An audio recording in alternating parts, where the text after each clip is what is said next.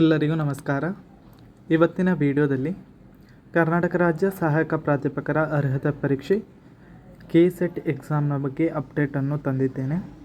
ಯಾವೆಲ್ಲ ಅಪ್ಡೇಟ್ ಅಂತ ನೋಡೋದಾದರೆ, ಅಂತಿಮ ಫಲಿತಾಂಶ ಯಾವಾಗ ಬರುತ್ತೆ, ಹಾಗೆಯೇ ಡಾಕ್ಯುಮೆಂಟ್ ವೆರಿಫಿಕೇಷನ್ ಯಾವಾಗ ಪ್ರಾರಂಭ ಆಗುತ್ತೆ ಅನ್ನೋದೊಂದು ಮಾಹಿತಿ, ಹಾಗೆಯೇ ಈ ಸರ್ಟಿಫಿಕೇಟನ್ನು ನಮಗೆ ಡೌನ್ಲೋಡ್ ಮಾಡಲಿಕ್ಕೆ ಯಾವೆಲ್ಲ ಡಾಕ್ಯುಮೆಂಟ್ಗಳು ಬೇಕು ಅನ್ನೋ ಮಾಹಿತಿಯನ್ನು ಈ ವಿಡಿಯೋದಲ್ಲಿ ನಿಮಗೆ ಡೀಟೇಲ್ ಆಗಿ ಕೊಡ್ತಾ ಹೋಗ್ತೇನೆ.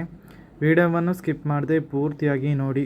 ಹಾಗೆಯೇ ಇದುವರೆಗೆ ಯಾರು ನಮ್ಮ ಚಾನಲನ್ನು ಸಬ್ಸ್ಕ್ರೈಬ್ ಮಾಡ್ಕೊಳ್ಳಿಲ್ಲ, ಸಬ್ಸ್ಕ್ರೈಬ್ ಮಾಡ್ಕೊಳ್ಳಿ ಅಂತ ಹೇಳ್ತಾ ಬನ್ನಿ ಇವತ್ತಿನ ವಿಡಿಯೋವನ್ನು ಶುರು ಮಾಡೋಣ. ತಮಗೆಲ್ಲ ತಿಳಿದಿರುವ ಹಾಗೆ KCET 2023 ಎಕ್ಸಾಮ್ ಜನವರಿ 13, 2024 ನಡೆಸಿರುತ್ತಾರೆ. ಹಾಗೆಯೇ ತಾತ್ಕಾಲಿಕ ಫೈನಲ್ ರಿಸಲ್ಟನ್ನು ಅಂದರೆ ತಾತ್ಕಾಲಿಕ ರಿಸಲ್ಟ್ ಪ್ರೊವಿಷನಲ್ ರಿಸಲ್ಟನ್ನು ಆಲ್ರೆಡಿ ಬಿಟ್ಟಿದ್ದಾರೆ. ಫೈನಲ್ ರಿಸಲ್ಟ್ ಇನ್ನೇನೋ ಬರಬೇಕಿದೆ. ಹಾಗೆಯೇ ಫೈನಲ್ ರಿಸಲ್ಟ್ ಬಂದ ನಂತರ ನಮಗೆ ಈ ಸರ್ಟಿಫಿಕೇಟ್ ಡೌನ್ಲೋಡ್ ಮಾಡ್ಕೊಳ್ಳಿಕ್ಕೆ ನಾವು ಡಾಕ್ಯುಮೆಂಟನ್ನು ಸೆಂಡ್ ಮಾಡಬೇಕಾಗುತ್ತೆ.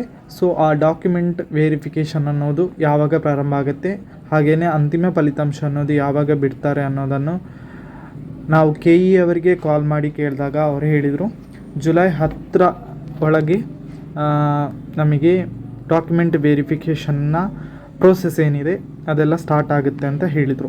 ಅಂದರೆ ನೆಕ್ಸ್ಟ್ ವೀಕಲ್ಲಿ ರಿಸಲ್ಟ್ ಬರ್ಬೋದು. ಫೈನಲ್ ರಿಸಲ್ಟ್ ಏನು ಬಿಟ್ಟಿಲ್ಲ, ಅದು ಬರ್ಬೋದು. ಈಗ ತಾತ್ಕಾಲಿಕವಾಗಿ ಬಿಟ್ಟಿದ್ದಾರೆ, ತಮಗೆಲ್ಲ ಗೊತ್ತಿರೋ ಹಾಗೆ.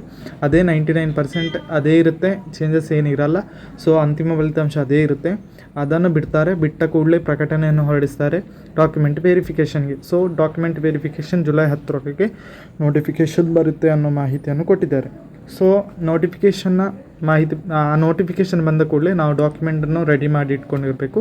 ರೆಡಿ ಮಾಡಿ ಇಟ್ಕೊಂಡು ನಾವು ಅವರಿಗೆ ಫಿಸಿಕಲ್ ಆಗಿ ವೆರಿಫಿಕೇಷನ್ ಇರ್ಬೋದು ಅನ್ನೋ ಮಾಹಿತಿ ಖಚಿತ ಅಂತಲ್ಲ ಹೇಳ್ತಿದ್ದಾರೆ. ಅಂದರೆ ಆ ಮಾಹಿತಿ ನಮಗೆ ಸಿಕ್ಕಿದೆ. ಫಿಸಿಕಲ್ ಆಗಿ ನಾವು ಹೋಗಿ ಅಲ್ಲಿ ವೆರಿಫಿಕೇಷನ್ ಮಾಡಬೇಕಿತ್ತು.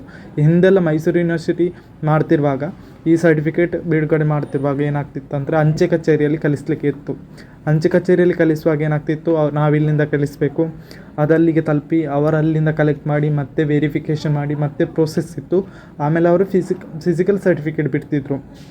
ಇಲ್ಲಿ ಹಾಗಲ್ಲ.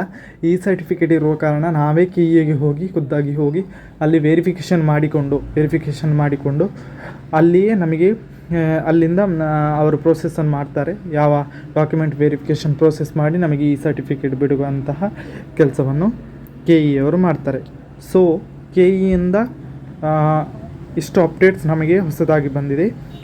ಹಾಗೆಯೇ KEಯಿಂದ ಇನ್ನೂ ಮಾಹಿತಿ ಏನಪ್ಪ ಅಂದರೆ, ಡಾಕ್ಯುಮೆಂಟ್ ವೆರಿಫಿಕೇಷನ್ಗೆ ನಾವು ಹೋಗುವಾಗ ಯಾವೆಲ್ಲ ಡಾಕ್ಯುಮೆಂಟನ್ನು ತೊಗೊಂಡು ಹೋಗಬೇಕು ಅನ್ನೋ ಮಾಹಿತಿಯನ್ನು ಅವರೇ ನಮಗೆ ತಿಳಿಸಿದರು. ಆಲ್ರೆಡಿ ನಾನು ಇದ್ರ ಬಗ್ಗೆ ವಿಡಿಯೋ ಮಾಡಿದ್ದೀನಿ, ಡಾಕ್ಯುಮೆಂಟ್ ಯಾವುದೆಲ್ಲ ಬೇಕು ಅನ್ನೋದನ್ನು. ಇನ್ನೊಂದು ಸಲ ನಿಮಗೆ ರಿಮೈಂಡ್ ಮಾಡ್ತಿದ್ದೇನೆ ಯಾವುದೆಲ್ಲ ಬೇಕು ಅನ್ನೋದನ್ನು. ಇಲ್ಲಿ ನೋಡ್ತಾ ಹೋಗೋಣ. ಇಲ್ಲಿ ನಮಗೆ ಬೇಕಾಗಿರುವ ಡಾಕ್ಯುಮೆಂಟ್ಗಳು ಅರ್ಜಿ ಪ್ರತಿ ಅಂದರೆ ಅಪ್ಲಿಕೇಶನ್ ಫಾರ್ಮಿಯನ್ನು ನಾವು ಫಸ್ಟಿಗೆ ಡೌನ್ಲೋಡ್ ಮಾಡಿ ಇಟ್ಕೊಂಡಿದ್ವಿ, ಅದು ಬೇಕು. ಅಂಚೆ ಕಚೇರಿಯಲ್ಲಿ ಕಟ್ಟಿದ ಚಲಾನ್ ಪ್ರತಿ, ಹಾಗೆಯೇ SLC ಅಂಕಪಟ್ಟಿ ಬೇಕು, ಜಾತಿ ಆದಾಯ ಪ್ರಮಾಣ ಪತ್ರ ಬೇಕು, ಹಾಗೆಯೇ ವಿಶೇಷಚೇತನ ಅಭ್ಯರ್ಥಿ ಹಾಗೆಯೇ ತೃತೀಯ ಲಿಂಗ ಅಭ್ಯರ್ಥಿಗಳಾಗಿದ್ದರೆ ಸಂಬಂಧಪಟ್ಟಂತಹ ಪ್ರಮಾಣ ಪತ್ರಗಳು ನಾವು ನೀಡಬೇಕಾಗತ್ತೆ. ಹಾಗೆಯೇ ಅಂತಿಮ ವರ್ಷದ ಸ್ನಾತಕೋತ್ತರ ಪದವಿಯ ದೃಢೀಕೃತ ಅಂಕಪಟ್ಟಿ ಬೇಕು. ಹಾಗೆಯೇ ಪರೀಕ್ಷಾ ಪ್ರಮಾಣ ಪತ್ರ, ರಿಸಲ್ಟ್ ಶೀಟ್ ಮತ್ತು ಸ್ನಾತಕೋತ್ತರ ಪದವಿ ಅಂಕಪಟ್ಟಿಯನ್ನು ನಾವು ಸಲ್ಲಿಸಬೇಕಾಗುತ್ತೆ. ಇದೆಲ್ಲ ಡಾಕ್ಯುಮೆಂಟನ್ನು ನಮಗೆ ನೋಟಿಫಿಕೇಷನ್ನಲ್ಲಿ ಹೇಳಿದರು, ಈ ಎಲ್ಲ ಡಾಕ್ಯುಮೆಂಟು ಬೇಕು. ಯಾವ ರೀತಿ ಬೇಕು ಅಂತ ನೋಡೋದಾದರೆ, ನಾವು ಈ ಎಲ್ಲ ಡಾಕ್ಯುಮೆಂಟ್ಗಳನ್ನು A4 ಶೀಟ್ ಪ್ರತಿಯಲ್ಲಿ ಜೆರಾಕ್ಸನ್ನು ತೆಗಿಬೇಕಾಗುತ್ತೆ. ಆ ಜೆರಾಕ್ಸ್ಗೆ ಗೆಜೆಟೆಡ್ ಆಫೀಸರ್ಸ್ ಏನಿರ್ತಾರೆ ಅವರಿಂದ ಸೈನನ್ನು ಹಾಕಿಸಿ ದೃಢೀಕರಿಸಬೇಕಾಗುತ್ತೆ. ಯಾವೆಲ್ಲ ಗೆಜೆಟೆಡ್ ಆಫೀಸರ್ ಅಂದರೆ GFGC ಕಾಲೇಜಲ್ಲಿ ಪ್ರಿನ್ಸಿಪಾಲ್ ಇರ್ತಾರೆ, ಹಾಗೆಯೇ ಕೆಲವೊಂದು ಜಿಲ್ಲಾ ಡಾಕ್ಟರ್ಸ್ ಇರ್ತಾರೆ. ಹಾಗೆಯೇ ಗೆಜೆಟೆಡ್ ಆಫೀಸರ್ಸ್ ಯಾರೆಲ್ಲ ಇರ್ತಾರೆ ಅವರಿಂದ ನಾವು ದೃಢೀಕರಿಸಿ ನಾವು ರೆಡಿ ಮಾಡಿ ಇಟ್ಕೋಬೇಕಾಗುತ್ತೆ ಡಾಕ್ಯುಮೆಂಟನ್ನು. ಆನಂತರ ಫಿಸಿಕಲ್ ಆಗಿ ಇರ್ಬೋದು ಅನ್ನೋ ಮಾಹಿತಿಯನ್ನು ಕೊಟ್ಟಿದ್ದಾರೆ. ಈ ಎಲ್ಲ ಡಾಕ್ಯುಮೆಂಟ್ ಫಿಸಿಕಲ್ ಆಗಿ ವೆರಿಫಿಕೇಷನ್ ಮಾಡ್ತೇವೆ ಅನ್ನೋ ಮಾಹಿತಿಯನ್ನು ಕೊಟ್ಟಿದ್ದಾರೆ.